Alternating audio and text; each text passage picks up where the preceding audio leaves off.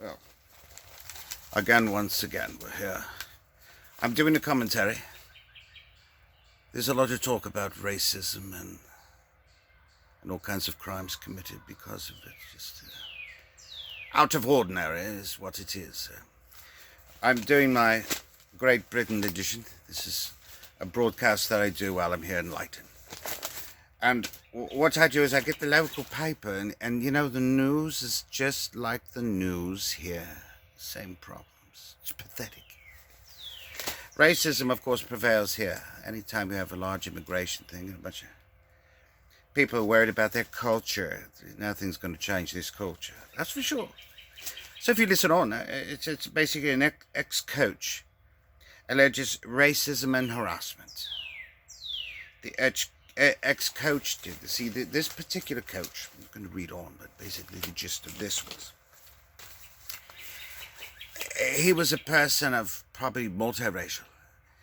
The incidents occurred where I guess they just didn't like his call, who's going to play or not. And this, just like in America, there's a lot of money given to schools, even your high schools, especially in an affluent area.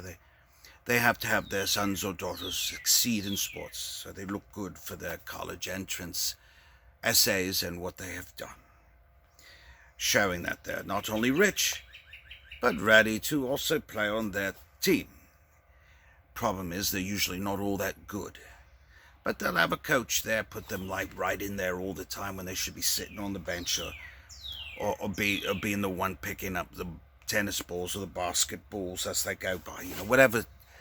In this case, cricket. It was coaching cricket, and that boy did something wrong and threw his bat at the coach here, called him a bad word. And of course the coach goes, "What are you talking about?" And he complained about this situation. He didn't want to be paid to promote children on the team. He was the coach, so he was fired. And there was racism, I guess. He just threw that card in there too. You never know, he could win there.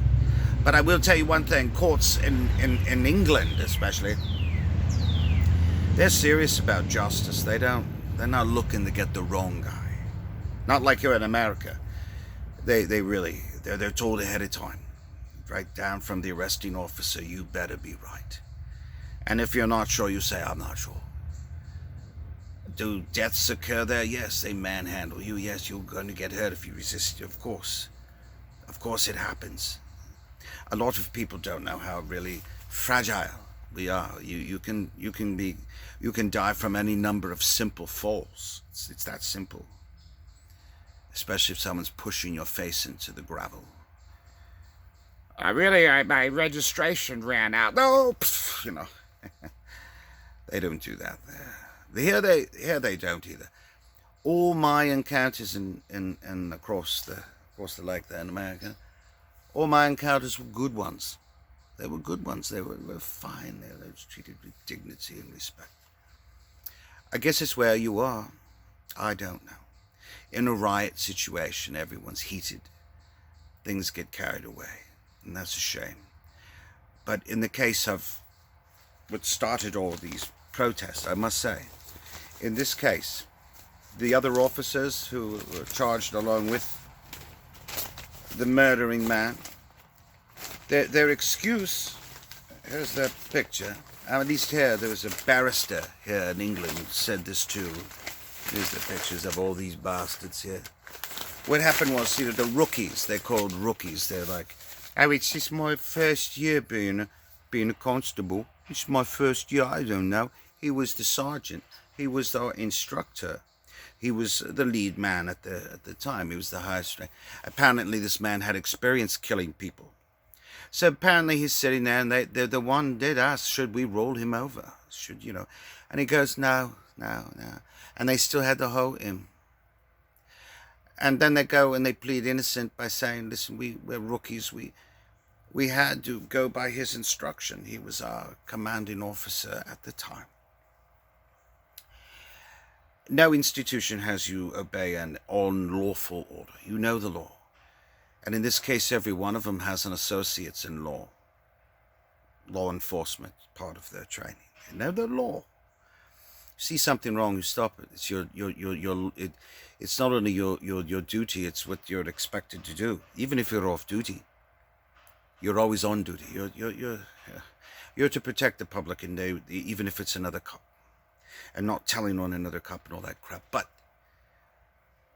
here in Great Britain, if a police officer is on the beat his first day, he's trained to know and operate as well as he was doing it for 30 years. That very first day, he will know what he's supposed to. In America, they don't do this. It was a few years back, I'm going a few years back in the Philadelphia Police Department, half of them couldn't even read and write. The tickets, how they write, and then they do reports, it's sickening. Back in the 70s. Early 70s, there was a mayor, Philadelphia. This is the agitation of racial agitation part and the white supremacy. They're the ones in charge. Even if it's a black officer doing this to you, they're only what? Taking orders. It works for them. They think, well, they're indoctrinated into thinking, well, the citizen is our enemy. Like they're an invading foreign force in another country even. This happens here as well. Some things get out of hand, but they're all held accountable. No one lets them get away with it.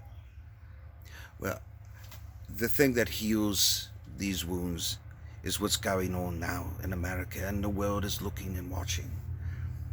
Subjugation of citizens with live ammunition and having the active military dealing with rioting. I can understand that too. If there is rioting, and knowing who is rioting, who's causing it. I wouldn't doubt if the Republican Party paid people to go in there and agitate.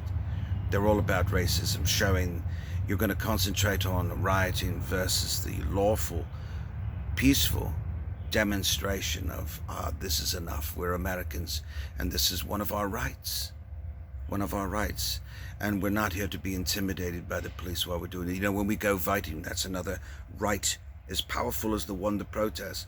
They don't have policemen there in the booth with you, just standing there, or rushing you along. Hey, move along there in line, there, pushing you, and being rude, or being cop, like some RoboCop.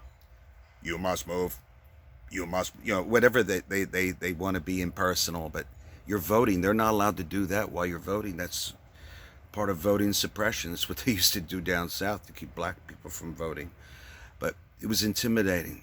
What's with the billy clubs going like this while you're walking up to sign up your name? What's with that? I don't see. You're not allowed to do that. But in protesting, they're not allowed to do that either. Not allowed to agitate and do everything they can not to, but I can understand when buildings are being ruined. You go in and stand in between, or do what the president did for a photo op. These people weren't rioting, though. They were just beaten down with, I don't know, water cannon, tear gas, God knows what. But just so he can do a photo op, he considers himself a Christian, a blaspheming person with the Bible. He's a blasphemer. Calls for violence instead of peace. Disunity instead of unity. He's no unifying president. But I'm going to sign off right now, and this might be something too. All right, bye-bye.